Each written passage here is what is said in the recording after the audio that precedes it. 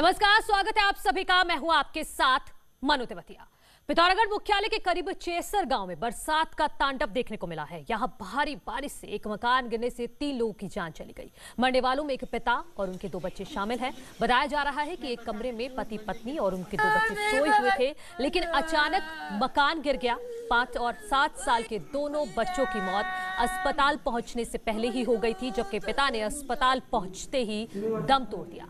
अपने पति और 2 बच्चों को खो चुकी महिला की हालत अभी स्थिर है। प्रशासन ने तीनों शवों को पोस्टमार्टम के लिए भेज दिया है। और है कि इनकी कोई सहायता करें, क्योंकि परिवार बहुत दुखी है। अब इसमें शिफ्ट कर रखा है अभी हमने इनको पूरा सामान ये इनके घर में। अब कब तक रहेंगे बेचारे? इसके लिए कुछ न कुछ होना चाहिए साहब।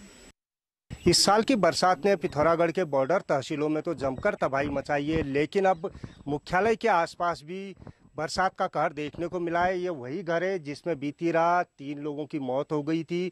2 बच्चे और एक पुरुष इसमें शामिल था। हालांकि महिला सुरक्षित है, लेकिन 3 लोग प्राकृतिक आपदा का शिकार हुए हैं। एक तरीके से ये कहा जा सकता है कि एक परिवार पूरी तरीके से उजड़ गया है।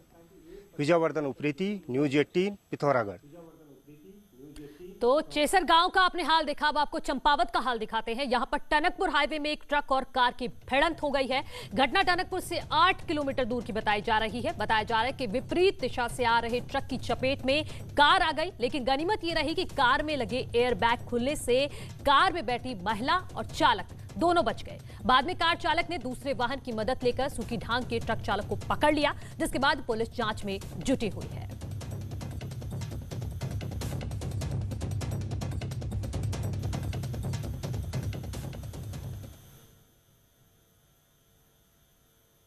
उत्तरकाशी का यमुनोत्री हाईवे NH 94 सिलाई बैंड के पास आज दूसरे दिन भी बंद है। सड़क का करीब 30 मीटर हिस्सा बह जाने से पूरा मार्ग बंद है। भूस्खलन से बिजली की लाइनें भी क्षतिग्रस्त हो गई हैं। गिटपट्टी के 16 गांव में बिजली भी गुल हो चुकी है।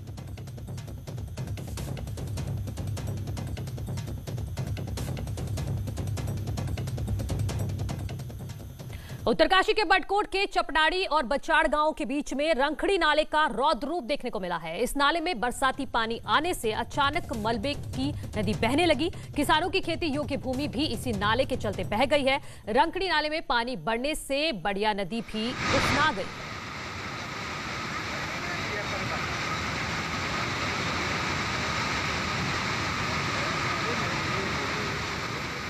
तो टेरी का भी हाल देख लीजिए। यहां लगातार हो रही बारिश ने लोगों की परेशानियां बढ़ा दी हैं। बारिश के चलते NH 58 तोता घाटी के पास मलबा आने से बंद हो गया है। NH 94 पर बारिश के चलते कई जगहों पर मलबा और बोल्डर गिर रहे हैं। वहीं NH 707 की बात करें तो नई टिहरी श्रीनगर मोटर मार्ग का एक बड़ा हिस्सा टूटने से सफर और जान का जोखिम बना हुआ है।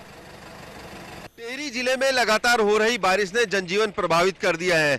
जिले की 10 ग्रामीण सड़कें बंद चल रही है तो NH 58 तोता घाटी के पास बंद है। वहीं NH 94 पे कई जगह पे मलबा आने के चलते बार बार बाधित हो रहा है। अभी हम नई टिहरी श्रीनगर मोटर मार्ग पर NH पर है। आप देख सकते हैं कि यहाँ लगातार हो रही बारिश से सड़क का बड़ा हिस्सा यहाँ पर को पूरी तरह से बह गया और कहीं ना कहीं जो ये सड़क है आज की डेट में खतरा यहाँ बना हुआ है। जो यहाँ से छोटे वाहनों की आवाजाही की जा रही है, बड़े वाहनों को पूरी तरह से बंद कर दिया गया है और लगातार ये जो सड़क है टूटने में लगी है। जिस तरह से लगातार बारिश हो रही है उसकी वजह से कहीं ना कहीं यहाँ पर खतरा बना हुआ है और कहीं ना कहीं जो आसपास के जो ग्रामीण क्षेत्र है वहां पर भी पानी की वजह से खतरा बना हुआ है। और बात की जाए में कई जगह पे पुलिया बह गई है तो कहीं पर को रास्ते क्षतिग्रस्त है और जिला आपदा प्रबंधन कंट्रोल रूम के द्वारा DM द्वारा पूरे जिले की मॉनिटरिंग की जा रही है और ये खासकर अधिकारियों को अलर्ट मोड पे रखा गया और साफ तौर पर निर्देश दिए गए हैं कि कहीं पर को कोई घटना होती है तो उसकी तुरंत जानकारी जिला आपदा प्रबंधन कंट्रोल रूम में दी जाए और तुरंत कार्रवाई की जाए। सौरभ सिंह, न्यूज 18 टिहरी। अब आपको हल्द्वानी की तस्वीर दिखाते हैं। यहां कुछ इलाकों के लिए पहाड़ों में हो रही बारिश परेशानी का सबब बनी हुई है। बारिश के कारण पहाड़ों से बहकर आने वाली नदियों में जल स्तर अचानक बढ़ गया, जिसके कारण कई इलाके कट गए हैं। ऐसे ही गांव हैं हल्द्वानी के करीब काठगोदाम का दानी जाला गांव, जहां पुल न होने के कारण लोग जानलेवा तरीके से उफनती गौला नदी पार करने को मजबूर। बरसात का मौसम उत्तराखंड के लोगों के लिए किस तरह की दिक्कत लेकर आता है, मैं दिखाऊं आपको। ये हल्द्वानी के बेहद करीब का गांव है दानीजाला, और यहाँ पर किस तरीके से लोग इस उफनती हुई गौला नदी को पार कर रहे हैं। और ये जुगाड़ की एक ट्रॉली ग्रामीणों ने बना रखी है, जिसके ज़रिए हर साल इसी तरीके से इस उफनती हुई गौला नदी की धाराओं को पार करने को मजबूर होते हैं, क्योंकि सामने गांव है और गांव को सड़क से जोड़ने के लिए केवल एकमात्र ये जो जरिया है ये मौजूद है। और ये ग्रामीणों ने खुद बनाया हुआ है, ये ट्रॉली खुद बनाई हुई है। और कितना खतरनाक ये सफ़र रहता है, ये ग्रामीण हमारे साथ खुद ही मौजूद है। ऐसा कितना खतरनाक सफ़र रहता है ये? सर जी, ये तो हर हमेशा हमारा जान जोखिम में है। देखिए, अब ये आप प्रत्यक्ष को प्रमाण की आवश्यकता नहीं होती है। तो इसमें कितने सालों से चल रहा है ये जन्मजात पर समस्या? 2005 से हमने कोशिश करी है, उससे पहले से तो हमने कोशिश भी नहीं करी है। सन 2005 से हम कोशिश कर रहे हैं और 2 दफ़े यहाँ का पुल निरस्त भी स्वीकृत होकर निरस्त भी हो चुका है। अब ये समझ सकते हैं 15 साल का वक्त लग गया है इनको संघर्ष करते हुए यहाँ पर पुल के लिए। हालांकि जब से ये गांव बसा हुआ है यहाँ पर, तभी से लोग संघर्ष कर रहे हैं और उफनती हुई गौला नदी को पार करने को मजबूर होते हैं। लेकिन इस सब के बीच क्योंकि डीएम का आश्वासन मिला है तो इनको भरोसा है कि पुल बनेगा, लेकिन जब तक पुल नहीं बनता तब तक उम्मीद पूरी नहीं है। कैमरा कुमार के साथ शैलीन नेगी, न्यूज़ 18 हल्द्वानी। तो हल्द्वानी की तस्वीर आपने देखी, अब चमोली की भी दिखा देते हैं। लगातार हो रही बारिश के चलते जनजीवन पूरी तरह से प्रभावित हो गया है। बद्रीनाथ हाईवे गोविंद घाट पिनोला के पास देर शाम से बंद पड़ा हुआ है। लामबगड़ और छिनका में फिलहाल हाईवे खुल गया है। इलाकों में 20 से ज्यादा सड़कें अभी भी बंद पड़ी हैं, जिससे ग्रामीण इलाकों में लोगों को आवाजाही करने में खासी परेशानी हो रही है। पिनोला के पास आए भारी बोल्डर्स को हटाने के चलते जहां एक पोकलेन मशीन क्षतिग्रस्त हो गई है।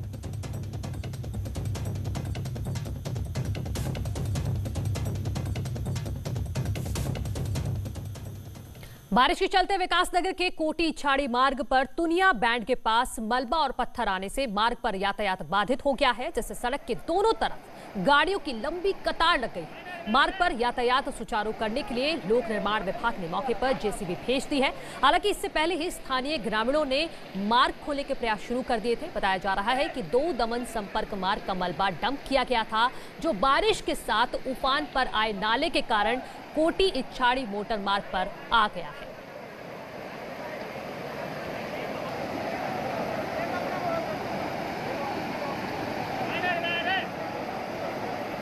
आगे बढ़ते हैं। स्वच्छता रैंकिंग में राजधानी देहरादून में कुछ सुधार हुआ, लेकिन आज सुबह देहरादून में हुई बारिश ने तस्वीर साफ कर दी कि रैंकिंग पर इतराने की कोई जरूरत नहीं है। असल में देहरादून शहर की हालत बहुत खराब है। सुबह हुई तेज बारिश से कई इलाकों में बंद नालियों का पानी सड़कों पर आ गया। देहरादून में आराघर, रिस्पना पुल के पास और आईएसबीटी पर जिस तरह नालियों का पानी सड़कों पर बह रहा था, उसने साफ सफाई, ड्रेनेज सिस्टम और स्वच्छता रैंकिंग के दावों की पोल खोल दी है। बढ़ता है सर जी, हम यहाँ पे गाड़ी चलाते हैं, हम गाड़ी वाले हैं, मैजिक वाले। हमेशा 2 साल से हम देख रहे हैं कि यहाँ पे हमेशा पानी की स्थिति ऐसी रहती है और बहुत ज़्यादा स्थिति खराब रहती है। डेली का काम है जी, यहाँ तो जब बारिश होती है हमेशा ऐसे होता है। नहीं तो परेशानी तो होती है। परेशानी होती है, क्या करे, जाना तो ड्यूटी तो जाना ही है, क्या करे अब। तो नगर निगम और कुछ नहीं करते जी, ऐसी पानी बरसात में ऐसे ही रहता है हमेशा, हर साल। राजधानी देहरादून में भी बरसात से हालत खराब है। देहरादून में कई ऐसी घटनाएं हो चुकी हैं जब पानी कॉलोनीज में घुस गया, लोगों को खासी परेशानियों का सामना करना पड़ा। आप देखिए आईएसबीटी में किस तरीके से पानी भरा पड़ा है और इसमें बताए आम लोग कि गटर का पानी शामिल है, गंदी नालियों का पानी है।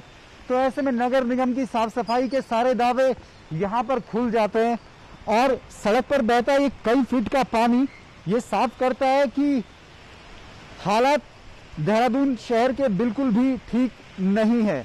और इसी तरह की स्थितियां शहर के अलग अलग इलाकों में देखने को मिल रही हैं, जब नालियों का पानी खुलकर सड़कों में बह रहा है और सड़कें आप कहेंगे तालाब या नदी जैसी आपको नजर आएंगी। और इसी बात ने कई जगहों पर आम लोगों की मुश्किल बढ़ाई है, आम लोगों को संकट में डाला है। लेकिन बावजूद इसके बरसात के मौसम में ना कोई सुनने वाला है और ना कोई समझने वाला। कैमरा पर्सन भरत शर्मा के साथ दीपांकर भट्ट, न्यूज़ 18 देहरादून। तो राजधानी देहरादून की ये तस्वीरें काफी सवाल भी खड़े करती हैं। उत्तराखंड में बारिश से परेशानियां तो बढ़ी हैं, लेकिन इसने सरकारी मशीनरी के कामकाज की पोल भी खोल दी है। सालों से चले आ रहे स्लाइडिंग जोन करोड़ों रुपए बहाने के बावजूद आज भी नासूर बने हुए हैं। सड़कें सीजनल बारिश में ही गड्ढों में तब्दील हो गई हैं और इस सब ने आम आदमी की परेशानी बढ़ा दी है। राजधानी देहरादून की सड़कों का एक और नजारा देखिए।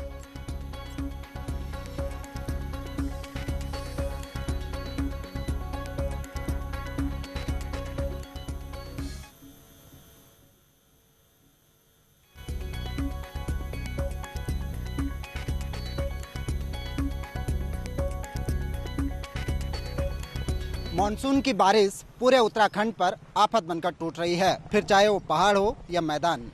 राज्य भर में 7 NH, 12 स्टेट हाईवे समेत करीब 270 से अधिक सड़कें बंद हैं और इन सड़कों के बंद होने से सैकड़ों गांवों की कनेक्टिविटी आपस में कट गई है। इसके चलते लोगों की परेशानियां बढ़ गई हैं। जो लगातार बारिश और उसके बाद जो भूस्खलन हो रहा है उसने सड़कों को जगह जगह बुरी तरह से ध्वस्त कर दिया है।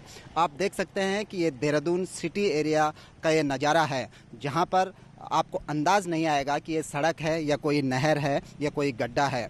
यहाँ पर जो काम सामान्य दिनों में हो जाने चाहिए थे वो अब बरसात में यहाँ पर शुरू किए जा रहे हैं। आनन फानन में नदियों के किनारे वायर केट बिछाई जा रही है तो सड़कों पर गड्ढे भरे जा रहे हैं। आप अंदाज़ा लगा सकते हैं कि इस उबड़ खाबड़ सड़क पर जहाँ जो पूरी तरह से नहर में तालाब में तब्दील हो चुकी हो, किन हालातों में लोग यहाँ से सफ़र कर रहे हैं। इसके अलावा पहाड़ों में जो लगातार लैंडस्लाइड हो रहा है उसके चलते भी सड़कें बुरी तरह से प्रभावित हुई हैं। लोक निर्माण विभाग को अभी तक 120 करोड़ से अधिक का नुकसान हो चुका है, तो करीब 25 से अधिक जो मोटर पुल थे या पैदल पुल थे वो भी बरसात के चलते ध्वस्त हो चुके हैं। तो कुल मिलाकर मानसून की बारिश उत्तराखंड जैसे विषम भौगोलिक परिस्थितियों वाले राज्य के लिए बेहद खतरनाक साबित हो रही है। कैमरा पर्सन अनिल नेगी के साथ सुनील नौपरवात, न्यूज़ 18 देहरादून। पहाड़ में जारी बारिश का असर मैदानी इलाकों में भी देखने को मिल रहा है। खटीमा में बारिश के बाद कई इलाके जलमग्न हो गए हैं। वहीं नगर पालिका की पूर्णागिरी वार्ड में पानी जमा होने से लोग परेशान हैं। पानी निकासी नहीं होने के कारण डेंगू और दूसरी बीमारियों का खतरा भी बढ़ गया है। यह पूर्णागिरी कॉलोनी वार्ड नंबर 7, यहाँ एक दिन के बारिश में पानी भर जाता है या नवंबर दिसंबर तक चलता है। हम नगर पालिका से यही रिक्वेस्ट करते हैं कि हमारा कोई ना कोई समाधान निकालें जिससे कि हमें यहाँ डेंगू और मच्छरों से हम बच सकें। जिनकी नियुक्ति वहाँ पर की गई है उनको जो है वहाँ पर तैनात 24 घंटे रहने के निर्देश जारी कर दिए गए हैं और यदि कहीं पर जल भराव होता है तो उसको तत्काल JCB से या संबंधित कर्मचारी द्वारा जो है उसको जो है पानी की निकासी कर दी जाती है। तो किस तरह से उत्तराखंड की परेशानी बढ़ गई है बारिश के बाद, अब वो हम आपको लगातार दिखा रहे हैं। नैनीताल की भी तस्वीर देख लीजिए। हालांकि आज यहाँ मौसम साफ है, लेकिन खुले मौसम में अब पहाड़ियों के दरकने का खतरा बना हुआ है। नैनीताल में बारिश के चलते कई मार्ग बंद पड़े हुए हैं तो कई स्थानों से पहाड़ी से मलबा गिर रहा है। सबसे ज्यादा इस बारिश से नैनीताल के बलिया नाले पर असर डाला है। बलिया नाले से लगातार कटाव हो रहा है। मानसून की बारिश पहाड़ में आफत बनकर बरस रही है। हालांकि आज मौसम साफ है लेकिन खतरा अभी टला नहीं है।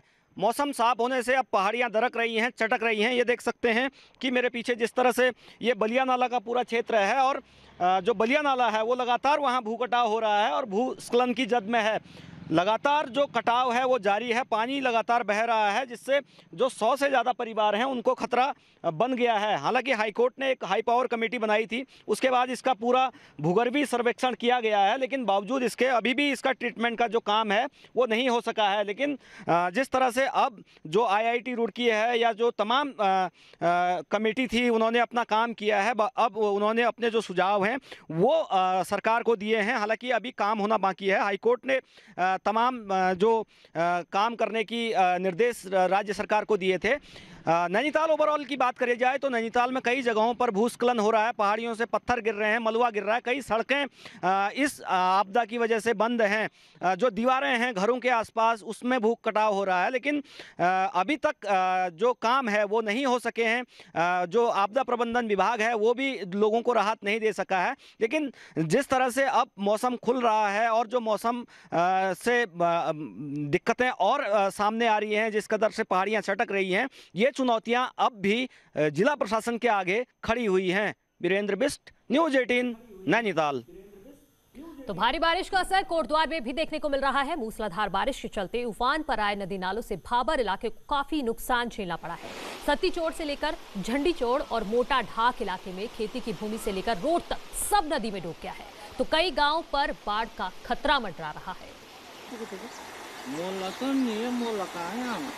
बरसात के समय में जब भी कोई किसी भी क्षेत्र में, राजस्व क्षेत्र में कहीं पर भी यदि कोई किसी तरह की आपदा से कोई क्षतिग्रस्त होता है और मानकों के अंतर्गत अगर आता है तो समस्त राजस्व निरीक्षकों को और लेखपालों को भी इस बारे में बताया गया है कि अपने क्षेत्र में ऐसी किसी भी घटना की सूचना पाए जाने पर जो निर्धारित प्रारूप है उसको भरते हुए तत्काल तहसील में जमा कराना सुनिश्चित। ब्रेक के बाद एक बार फिर से आप सभी का स्वागत है। प्रदेश में बेरोजगारी को लेकर पूर्व सीएम हरीश रावत 1 सितंबर को उपवास करेंगे। हरीश रावत ने कहा है कि 1 सितंबर को देहरादून में अपने आवास पर वो उपवास करने जा रहे हैं। उन्होंने ये भी कहा है कि नीति नियंताओं को उपवास के जरिए जागरूक किया जाएगा। मैं 1 सितंबर को बेरोजगार नौजवानों की इस व्यथा को समाज के सामने और राज्य के नीति नियंताओं के सामने लाने के लिए उपवास रखूंगा। 1 सितंबर को मैं अपने आवास पर उपवास रखूंगा इन नौजवानों के लिए। और मैं आप सब अगली खबर रामनगर से है, जहां कॉर्बेट टाइगर रिजर्व के बिजरानी जोन में एक महिला पर बाघ ने हमला कर दिया। हमले में महिला गंभीर रूप से घायल हो गई है, जिसे अस्पताल में भर्ती करा दिया गया है। बताया जा रहा है कि खताड़े की महिला कोटद्वार रोड के पास बकरी चराने गई हुई थी, जहां बाघ ने उस पर हमला कर दिया। वहीं साथ में मौजूद महिला के शोर मचाने पर बाघ वहां से भाग गया। हमारी मम्मी को लेपटने पर कोटद्वार रोड के ऊपर नेहरू पार्क में हमला किया, वहाँ पर टाइगर ने, और उनके साथ वाले ने बचाया उनको और अस्पताल लेकर आए, यहाँ पर ट्रीटमेंट कराया। अभी तक कोई विभाग का आदमी नहीं पहुँचा है। बकरी चुगाने गई थी वहाँ। देहरादून नगर निगम से जुड़े करीब 70 गांव के लिए नगर निगम अभी तक कोई सफाई की व्यवस्था नहीं कर पाया है। निगम ने अब इन वार्डों के लिए 2.5 करोड़ रुपए का प्रस्ताव बनाकर जल्द इन वार्डों में सफाई व्यवस्था देने की बात कही है। आपको बता दें कि शहर में स्थित पुराने 60 वार्ड्स में निगम ने डोर टू डोर कूड़ा उठाने के लिए निजी कंपनी काम कर रही है, तो वहीं निगम से जुड़े 10 नए वार्डों के लिए पीपीए मोड पर कूड़ा उठाने की व्यवस्था की गई है। लेकिन अब 30 वार्ड ऐसे हैं जिनमें अभी तक कोई भी व्यवस्था नहीं हो पाई है। कुल मिलाकर अब 21 वार्ड हमारे पास बचे हैं जिनका हमें कार्य डोर टू डोर कलेक्शन का कराना है, और अब ये एस्टिमेटेड कॉस्ट इसकी लगभग 2 से 2.5 करोड़ के आसपास आ रही है। तो अब इसमें हम लोग गवर्नमेंट से हमने इसका पत्र भेज दिया है कि साहब चूँकि अब ये धनराशि हमारे नगर निगम के खर्चे के सीमा में आ रही है, इसलिए हमको परमिशन दे दें, और हम उम्मीद करते हैं कि जल्दी ही नगर निगम इसका टेंडर करके यथाशीघ्र इसमें डोर टू डोर कलेक्शन का कार्य प्रारंभ करेंगे। एशियन डेवलपमेंट बैंक की लापरवाही एक बार फिर से सामने आई है। आपको बता दें कि शहर में करोड़ों की लागत से एडीबी ने सीवरेज और पाइपलाइन बिछाने का काम किया था। वहीं देर रात गणेशपुर मुख्य मार्ग पर बना एक चेंबर बारिश के चलते धंस गया, जिसकी वजह से आसपास के मकानों में दरारें आ गई हैं, जिसके बाद 4 मकानों के लोगों को खाली कराया गया है। तो वहीं जॉइंट मजिस्ट्रेट ने मौके पर पहुंचकर कार्रवाई के निर्देश दिए हैं। में शहर के अंदर बहुत ज़्यादा स्थिति बहुत ज़्यादा खराब है, और लगभग 4 मकानों की यहाँ पे स्थिति है जो मकान गिराऊ हालत में हो चुके हैं। फिलहाल एडीबी के जो प्रोजेक्ट मैनेजर हैं विनय मिश्रा जी, रजवार जी, संजीव जी, उन सबको मैंने अवगत करा दिया है इसके कार्य से, और लोगों को फिलहाल यहाँ से मुक्त कराया जा रहा है। लोगों को कहा जा रहा है कि सुरक्षित स्थानों पर नुकसान पहुँचा है, तो सर्वप्रथम यही प्रयास है कि कोई कैजुअलिटी ना हो। तो नैनीताल से खबर है, जहां भले ही पर्यटक शहर में पहुंच रहे हैं, लेकिन वे लोग शहर के बाहर रहने को मजबूर हैं। कड़े नियमों के कारण कई होटल्स बंद पड़े हैं। वहीं होटल एसोसिएशन का कहना है कि जो लोग शहर में आ रहे हैं उनके लिए नियमों का पालन हो रहा है या नहीं। वहीं जिला प्रशासन का कहना है कि सरकार ने होटल खोलने के निर्देश दे दिए हैं, लेकिन कई होटल मालिक कड़े नियम की वजह से अपना होटल नहीं खोल रहे हैं। आपको बता दें कि प्रशासन ने कई होटल्स को क्वारंटीन सेंटर बनाया हुआ है।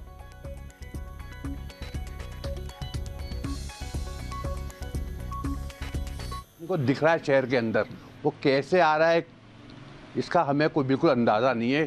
क्या प्रशासन इसमें चेक कर रही है नहीं कर रही है इसका भी हमें अंदाज़ा नहीं है। हाँ, टूरिस्ट शहर में दिख रहा है, लेकिन वो मेन शहर में नहीं रह रहा है, वो आस पास पंगुर विनायक इधर रह रहा है। क्योंकि अभी जो होटल है होटल इंडस्ट्री ओपन हो चुकी है और लोगों को रुकने के लिए भी नियम जो बनाए गए थे वो अभी लागू हैं यहाँ पे।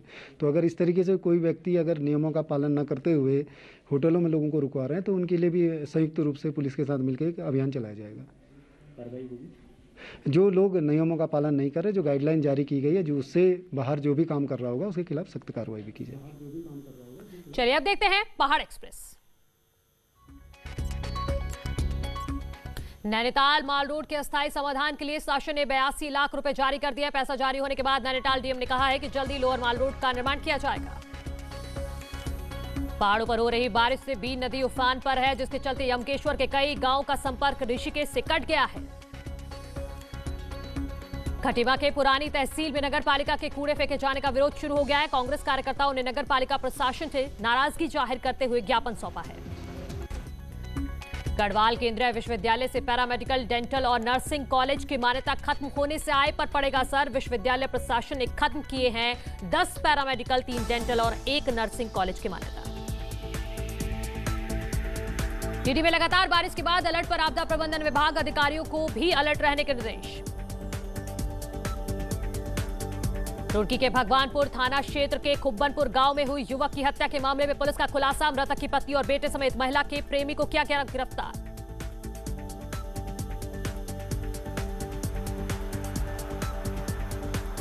पौड़ी के गांव बुगाड़ी में राजकीय एलोपैथिक अस्पताल को रोजाना खोलने का फैसला लिया गया, जिससे इलाके के बड़ी आबादी को फायदा मिलेगा।